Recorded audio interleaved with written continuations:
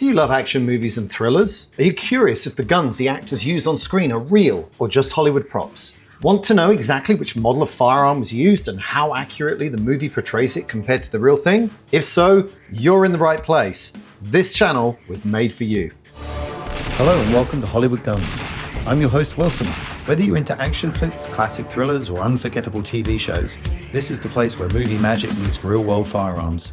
Do you remember the first time a TV character made you want a gun? Not because of the stats on the spec sheet, not because it was issued by an elite unit or stamped with a military crest, but because it looked impossibly cool, wielded by someone with style, skills, and an untouchable sense of justice. Now, imagine a gun so ahead of its time it was forged with input from one of the founding fathers of modern pistol craft.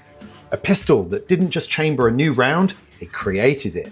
A weapon so powerful, so bold in its design, that even the FBI couldn't fully tame it. It burned too brightly, too briefly, just like many things from the 1980s. And yet, it left its mark on firearms history, on law enforcement doctrine, and most of all, on pop culture. This is the story of that firearm with mythic roots, legendary failure, and the kind of screen presence that made it unforgettable. This is Sonny Crockett. This is the Bren 10, and this is Miami Vice.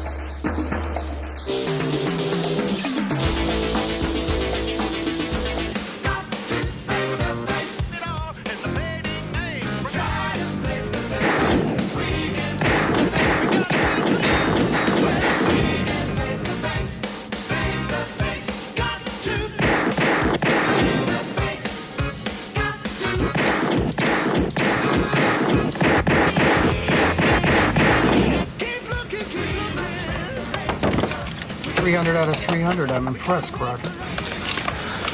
Set him up again. Today's episode comes to you from a truly special location, the Royal Armouries Museum in Leeds, United Kingdom. This world-class museum charts the evolution of warfare from the Middle Ages right through to the modern day, and houses one of the most extensive small arms collections anywhere on the planet. If you're in England or you're just visiting, it's an absolute must-see. And the best part, administration won't cost you a penny. So a huge thanks to Jonathan Ferguson and the entire Royal Armouries team for opening their doors to me. And while you're here on YouTube, make sure you check out their own excellent channel for more top-tier firearms history and content. Background and history of the Bren 10. Born from a vision to build the ultimate combat handgun, the Bren 10 was the creation of Dornus Dixon Enterprises, a small American startup founded by Thomas Dornus and Michael Dixon in the early 1980s. Their goal was clear: design a modern fighting pistol with unmatched power, reliability, and ergonomics that could replace the 1911 and outperform anything else on the market. To achieve it, they brought in Colonel Jeff Cooper, the godfather of modern pistol craft and founder of the Gunsight Academy, which is in my home state of Arizona. The pistol even bore Gunsight's Raven logo, and Cooper shaped the design from the ground up, originally pushing for the 45 ACP before pivoting to something bolder, the 10mm auto, developed with Norma of Sweden. It was fast, hard-hitting and flat shooting, and Cooper claimed that it could deliver the same muzzle energy of a 45 ACP at 200 yards. The Bren 10 was inspired by the Czech CZ75, but reimagined in stainless steel with a slide riding inside the frame. It had a double single-action trigger, a 10-round magazine, and the ability to carry cocked and locked just like a 1911. It was rugged and futuristic, and it looked like it belonged to the next decade, and in many ways it did. But after the company's bankruptcy in 1986, the 10mm story wasn't over. Following the FBI's 1986 Miami-Dade shootout, the Bureau adopted the round in the Smith & Wesson Model 1076. While effective, agents found the heavy recoil springs hard to rack, the recoil sharp, and the full-size pistols difficult to carry and qualify with. So Smith & Wesson responded by shortening the case, reducing the powder charge, and creating the 40 Smith & Wesson, retaining much of the stopping power of the 10mm auto, but in a more manageable package. The 40 became the dominant US law enforcement caliber through the 1990s and into the 2000s, until advances in 9mm hollow point performance, combined with lower recoil and higher capacity, brought most agencies back to the 9mm in the 2010s. The Bren 10 didn't just launch a gun, it launched a caliber, reshaped law enforcement standards, and pushed pistol design into the modern era. It was ahead of its time, and sometimes being first means paying the price for everyone who comes after. The TV series gun versus this example. In Miami Vice, Sonny Crockett carried the full-size Bren 10, a 5-inch barrel version that was hard chrome for maximum on-screen impact. The one here at the Royal Armouries is the Special Forces model, essentially the same pistol but with a shorter barrel. I wish I could have brought you the full-size version because that's the one that I really lust after and looks best on screen. But with only around 1,400 Bren 10s ever made before the company went bankrupt, finding one is no easy task.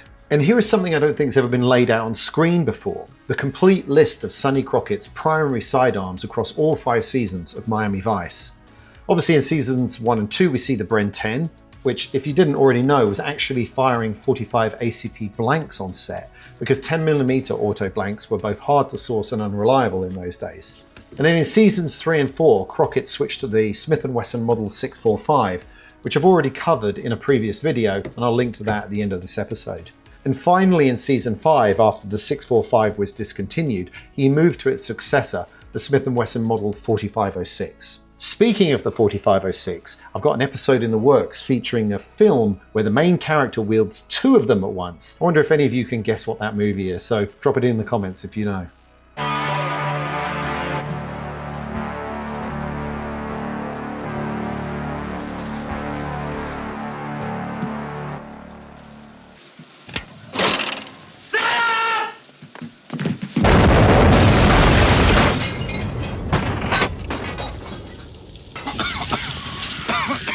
Sorry.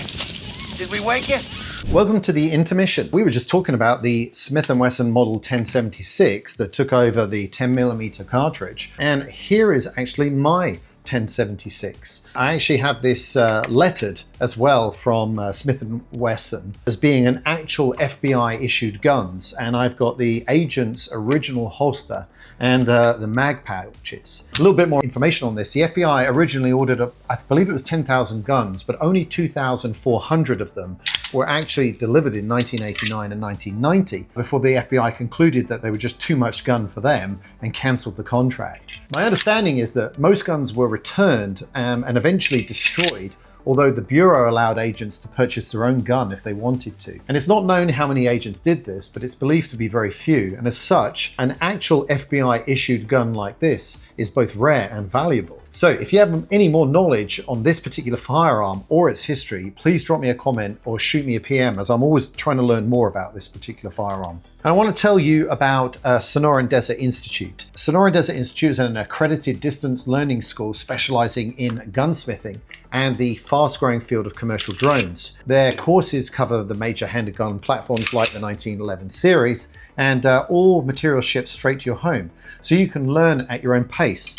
For more information, visit sdi.edu or email the address in the pinned comment. And obviously this is my 645 from seasons 3 and 4 of Miami Vice that I have a video on. Galco shoulder holster made famous by Sonny Crockett. SDI, by the way, they have a YouTube channel and a podcast called The Gun Rack, and my guest episode where I talk about my backstory and the creation of Hollywood Guns is live. So check that out as well if you're interested in seeing behind the curtains of the channel. I'll put a link in the description. And how about this silver chrome Browning high power as used in Miami Vice by Detective Switek, played by Michael Talbot.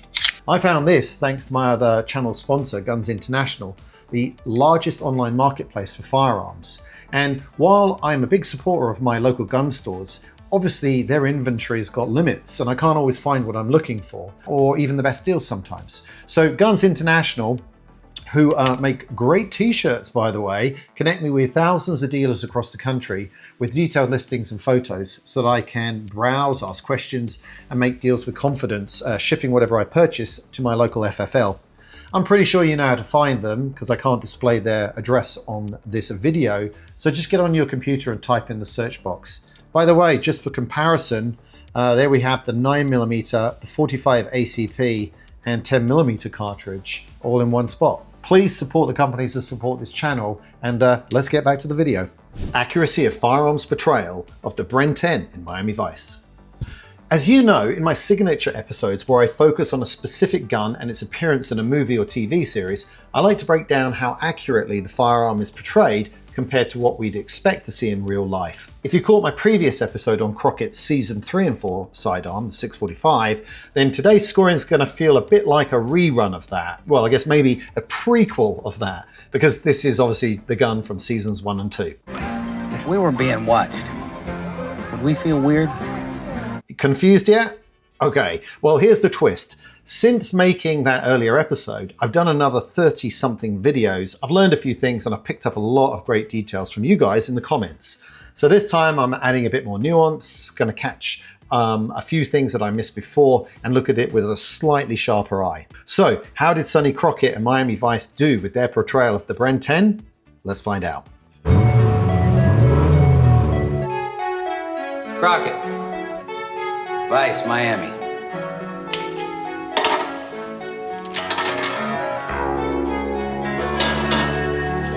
Firearm capacity. This category looks at whether the show portrayed the correct ammunition capacity, including if reloads were shown when needed or if the gun magically fired forever.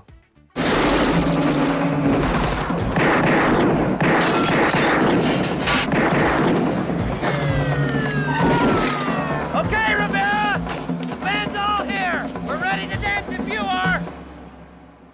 The real Bren 10 holds 10 rounds of 10mm auto, and even though the production used a blank firing gun, we can assume that the on-screen capacity would have been the same. For this episode, I reviewed all 23 episodes of season 2, partly because it's been decades since I last watched it, and partly because my streaming copy of season 1 is such low quality, it's like watching through a fish tank. And I have to say, season 2 did not disappoint. Michael Mann has an eye for cinematic framing and many of the shots are beautifully composed. I counted rounds in most action scenes throughout the series and I never saw a single one go over the Bren 10's 10-round capacity. In fact, most engagements were just in the 2 to 5 shot range, well within reality. Grade A. Hey, no, man. We're good at this.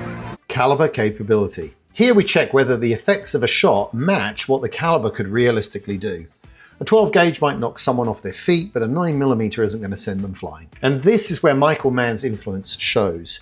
For a TV series filmed over 40 years ago, the firearms detail is top tier. Sure, you get the occasional spray and pray from a bad guy, or an actor awkwardly faking recoil on a blank firing gun, but overall, the portrayal is solid.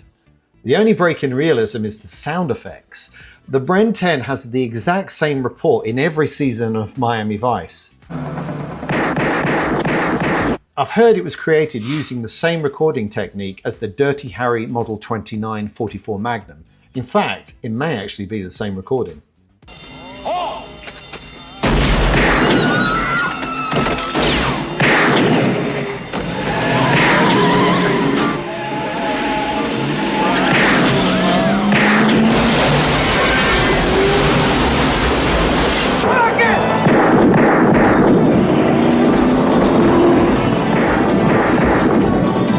Ballistically, the 10mm auto fires a 180 grain bullet at around 1300 feet per second for 675 foot-pounds of muzzle energy. That's about 85% more than a standard 9mm 364 foot-pounds, and it even beats the average 357 Magnum load at 548 foot-pounds. In the 1980s, you had to step up to the 44 Magnum to beat it. And I don't recall any semi-automatic platforms that were chambered in this caliber due to its rimmed nature and overpower. There was a massive AMT Automag chambered in a similar power caliber, but I'm told that like many other AMT innovations, it was basically only good for clubbing your opponent. On screen, Sonny usually drops bad guys with 2 to 3 shots. They fall back a little and go down quickly, perfectly in line with the 10mm's reputation for fight-stopping power. Grade A. I'm getting too old for these games. Yeah.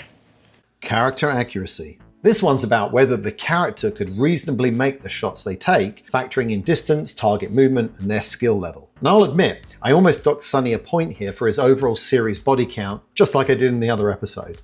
Across 5 seasons, he dispatched an impressive 112 bad guys. Internal Affairs pops up a couple of times in the show, but in the real world, that kind of record would likely end his career. But that's not what this category is about. So I went back and I looked purely at the plausibility of the shots themselves. Most of Sonny's shooting is done within 10 to 15 yards, realistic pistol fighting distance.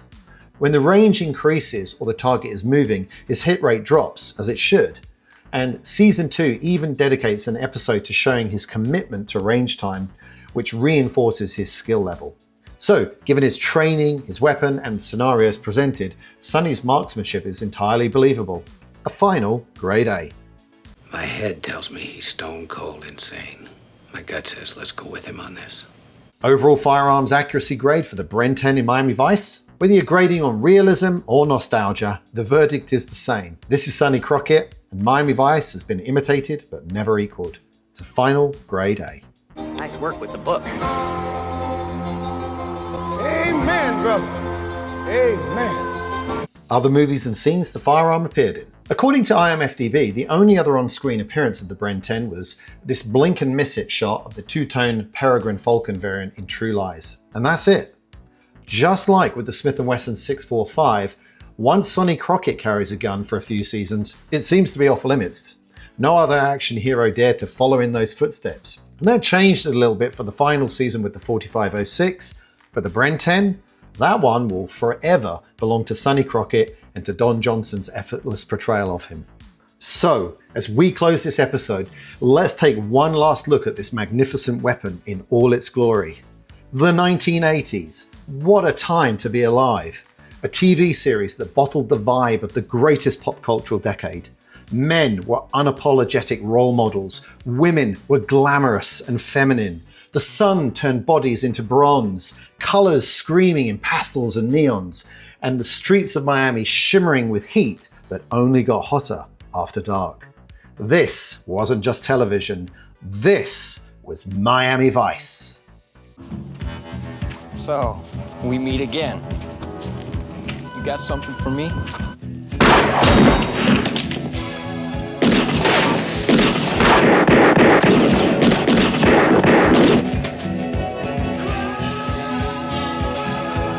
Blink, and you're mine. Tubbs. What?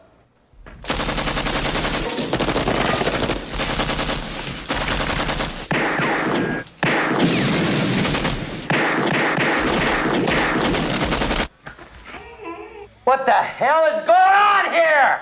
Like, what the hell is going on? The bolo I was following is a cop car.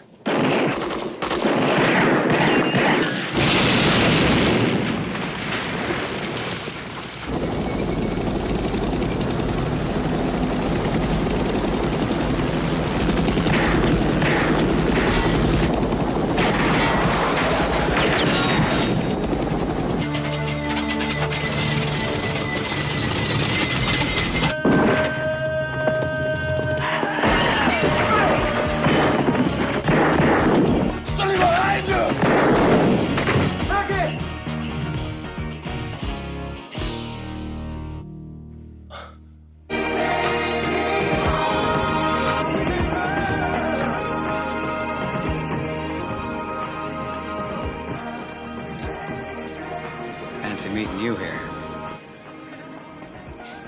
And that, ladies and gentlemen, is another wrap. Once again, thanks to the Royal Armouries Museum for providing the Bren 10, SDI and Guns International for sponsoring this video. Please join me in the comments as I read all of them and let me know if there are any movies or movie guns that I've not featured yet on the channel that you think I should cover. And don't forget to check back next week for my first ever episode featuring a real on-screen used movie gun. And it's a big one. Bye for now, and here's a teaser. I want to introduce you to a personal friend of mine. This is an M41A pulse rifle, 10 millimeter, an over and under 30 millimeter pump action grenade launcher.